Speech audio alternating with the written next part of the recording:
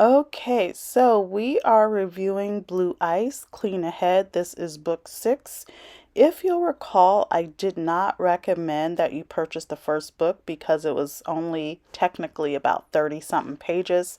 This book is 60 pages and it has different information, new information, and I will give you an example of that in a moment.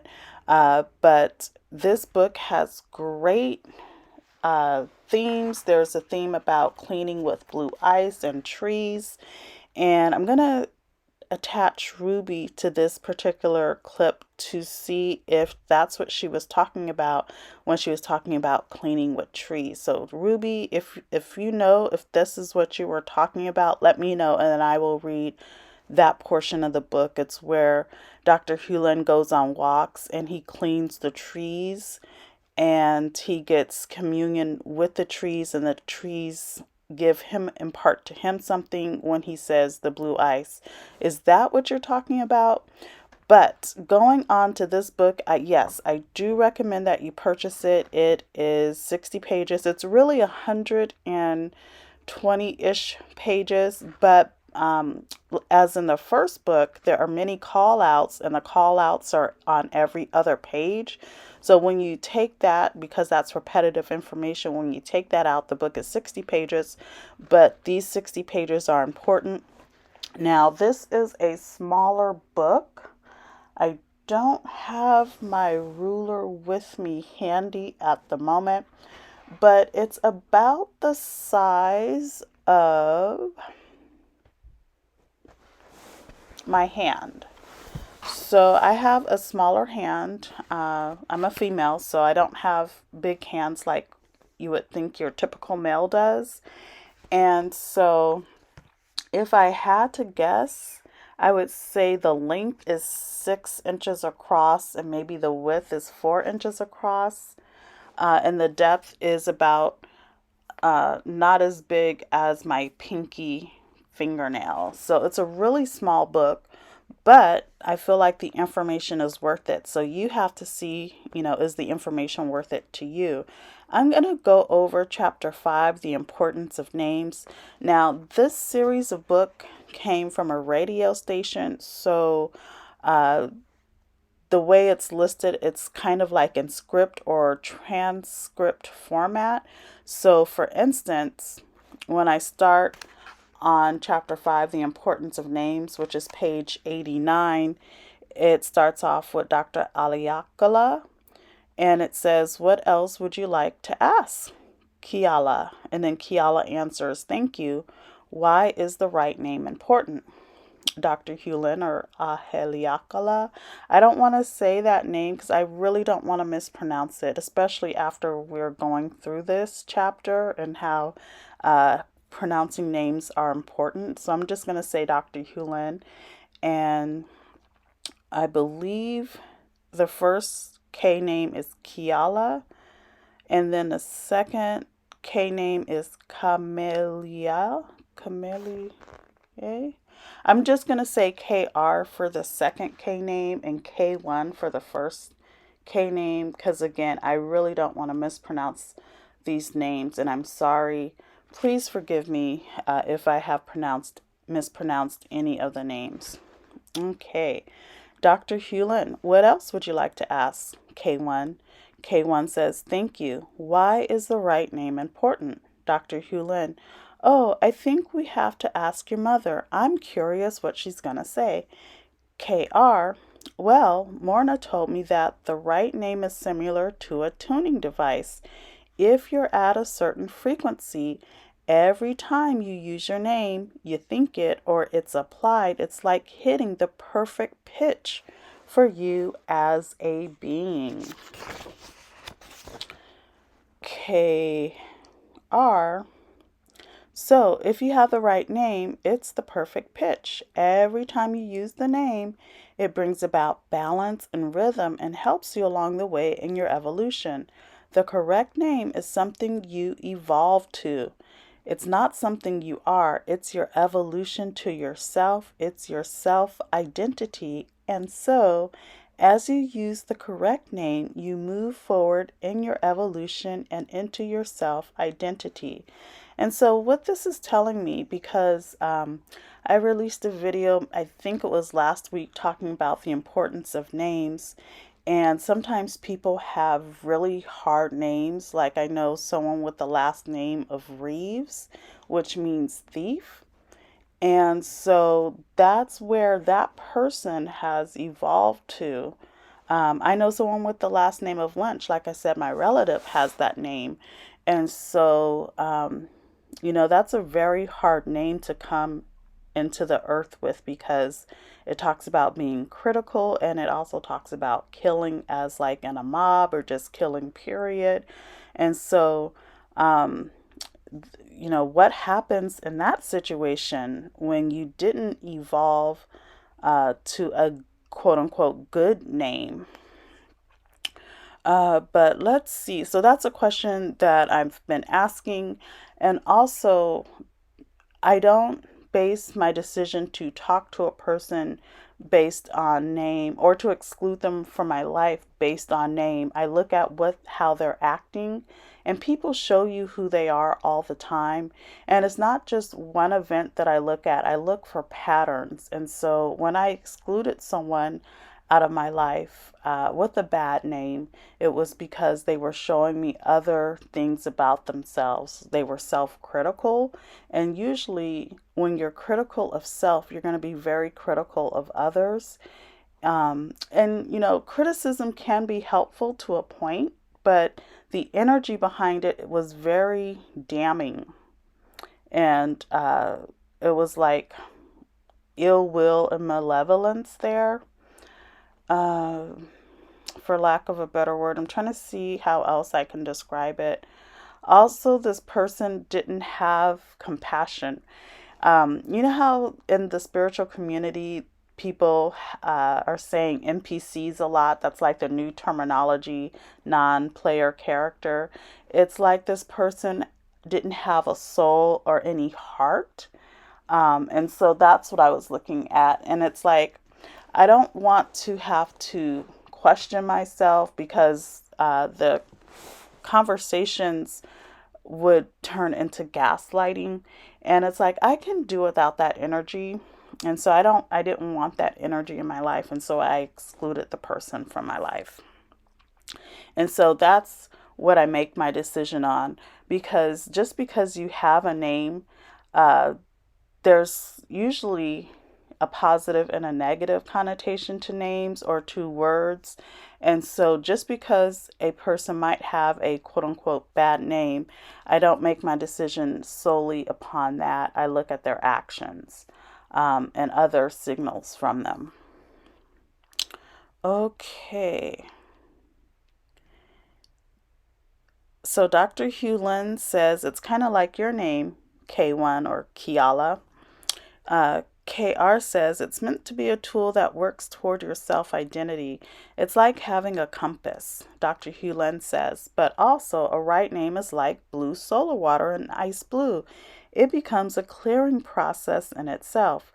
We say your name, Kiala. Every time we say Kiala, the cleaning takes place. But what if you have the wrong name, Kiala or K1? Kiala answers, that's actually part of my next question, Dr. Hewlin. We want to ask you, what if you had the wrong name? K1, I think it would not be good. I wouldn't be able to make the right choices in life and be guided in the right direction. A correct name would help you more in life. And I agree, but what happens if you don't have the correct name? I believe that you can clear, like every time you hear your name or clear it, or every time you hear your name or see your name, every time you get the opportunity to clean, I would clean on my name. I believe I have I have good names as far as I know. But I don't like when certain people say my first name.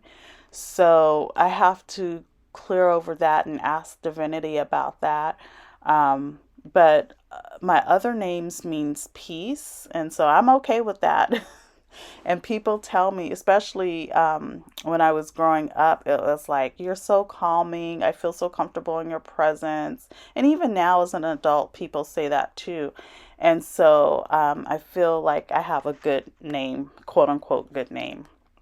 And again, if you feel like you have the wrong name, take that with a grain of salt. Who are you now? Who are you being now? Are you being a person that's kind and compassionate and who validates other people versus gaslights other people? So take all that into consideration. And again, if you don't like your name, feel free to clear over your name. And then ask Divinity, do you need to change your name? Okay. Dr. Hewlin says, I think it's as your mother said, if the name is correct, it's a tuning device and it actually tunes you into divinity. So every time your name is pronounced or somebody thinks about you, then it tunes into the divinity and the cleaning takes place. But if it's the wrong name, there is hell to pay. And just to add on to that, I did not like my name growing up, but when I found out the definition, I was able to tweak it. My name is not an American first name. So I was able to find out the definitions because there's like multiple definitions. Just like in the English language, you look in the dictionary, you might see 20 definitions for one word, especially if it's a unrevised dictionary, an unedited dictionary. So look at your name, see what it means, and take the positive. And so every time you hear someone say your name, tune into the positive energy of your name if you can. Even with the word lynch or the name lynch, that could be that could have a positive connotation. What I would do is I would tune into the criticism because criticism doesn't necessarily have to be good. There's constructive criticism, as well as, of course, destructive criticism. So I would take that and use it. Okay, well, I'm going to give people great advice. I'm going to criticize them in a constructive manner where I'm not breaking them or putting them down or harassing them or hassling them, but I'm going to give them constructive criticism and I'm going to say what they're doing right. I might give them a piece of advice in a positive way and then, finish up with another positive of what they're doing correct. Something to that effect. Okay. K1, it's going to be really hard in life when we have the wrong name. And that's a point of view. Yes, we're talking about names, we're talking about when people call you things, but clear. I'm all about Ho'oponopono. So clear. If you feel like you have the wrong name, clear, see what divinity tells you. Do you keep the name and then you look at the positive aspects, or do you just switch your name altogether? Dr. Hewlin, oh yes, and I would say that a lot of people have the wrong name, so it's a big problem. Maybe your mother could tell us if she ever worked with a client who had the wrong name. KR, yes, I've worked with several people on their names. Dr. Hewlin, your identity is such an important gift from the divinity.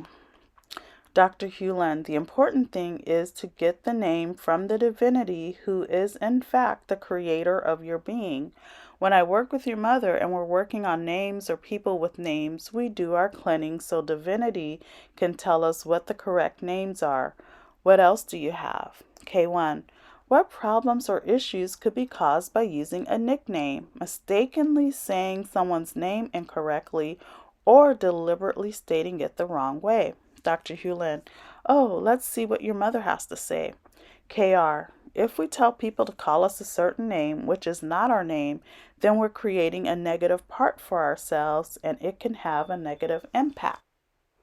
Okay, and then K1 says, like a nickname. KR says, right. If you know that your name is supposed to be Kiala or K1 and I call you something else, then I don't think that helps you or me at all. No. Well, Um, just to interject, I think if you can be called a good name, then I think that's better. Um, Dr. Hugh Lin gave Joe Vitale a new name, and so I believe that was for his best good. So I don't think it's bad if you get a nickname, especially if it's something that's right for you or more fitting for you. I want to reread that. Not today. I want this to digest and then I'll read it another day. Dr. Hewlin says, I think your mother is making a very good point that most people are not aware of. You have to remember that there's always an impact on you. So if you do something or say something incorrectly, not only does it impact you, but if your mother had other children or any grandchildren, it can have an impact on them. So names are very important to get straight. Otherwise, it can have an impact on the person who misuses it, and it goes backwards and forwards, and it just slams everybody in that ancestral line. It's like a curse. That's an interesting point of view that I've never had. But I wonder, could you clear, like if someone is mispronouncing your name, could you clear that? K1. The correct name is a sacred tool, and so to mess around with the sacred tool would not be good for a person. Dr. Hewlin, yes, I remember I had a client who had a wrong name, and as a consequence had this experience of manic depression, going high, then going low, then going high again, and it had something to do with the name. And I could see that. I mean, it's like when you're calling someone something, you could be cursing that person. So when I was, wow, maybe 10, 9 years old, my aunt used to call me a witch. I don't know why she would call me that. I don't know if she was looking at my past lives and, saw that I burned at the stake or whatnot, but she would call me a witch. And so I don't, I've cleared that since then, but I don't think that it affects me now. But if you're calling someone evil, malo, because I've heard that's Spanish for evil. If you're calling someone that over and over and over again, what does that do to their psyche? Does it create a self-fulfilling prophecy? Gordo, I've heard that. That means fat in Spanish. Um, so if you're calling someone that over and over again, does that lodge into their subconscious and then does it outplay or outpicture in the 3D? Okay, K1 asks, when people name their children after themselves, like the father names the child exactly the same, Junior, or names the child after a relative, is that something correct to do or is it sabotaging the child? Dr. Hewlin, let's see what your mother has to say. KR. Again, Morna shared with me that the right name will act like a tuning fork, and as you use the name or write it, or however you use it, the name acts to tune you. Just like when using a tuning fork, you send the right tone out. So the tuning fork for us spiritually is the correct name. If we have the correct name, we get the effects of that. It helps to guide us, helps us to evolve, and helps us to be our best. So if someone had an idea or a preconceived thought about a name and it is not inspired, that would have an opposite effect every time that name were used or applied. It works to take that person off track. So you have a choice. Wouldn't you want to have a name that's going to have a spiritual purpose or be a guiding source for this person, thing, property, or pet? That makes sense. KR, or is the name just going to be interesting or a good idea and you'll take your chances?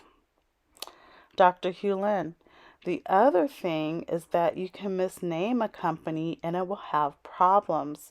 So if you give a company a wrong name, it won't get off the ground. It will have problems with that name. What does that mean? It means you can have big bucks behind a company, but if the name isn't correct, it's going against itself. KR. Again, we have to get to the cleaning to be inspired. That's going to be the last thing we're going to say. Even if we do this radio show for 20 years, we will keep saying we have to get to the cleaning to be inspired. Okay, and so that's one of the reasons why I do recommend this book. Of course, follow your own inspiration, follow your own divinity, but this section right here, it clarified a lot for me. I knew intrinsically, especially because I did follow the first couple of seminars with Dr. Hewlin and Joe Vitale, that names are bad. I researched my name, my full name, and that was way back maybe 20 or so years ago. So I knew the importance of names, and I am true to my name. And, for me, it has a spiritual purpose. And, I just cover and clean over people who don't have the right names. And I'm going to try to hold them and see them in a positive light because I believe that they can evolve or, at least get to the positive connotation, the positive definition of their names. They don't have to act out in the wrong or negative connotations of their name. Okay, so that's it for this particular book review. I think I might add something else a little bit later. I need to hear back from one of our conscious collaborators. Okay, talk to you later. Bye.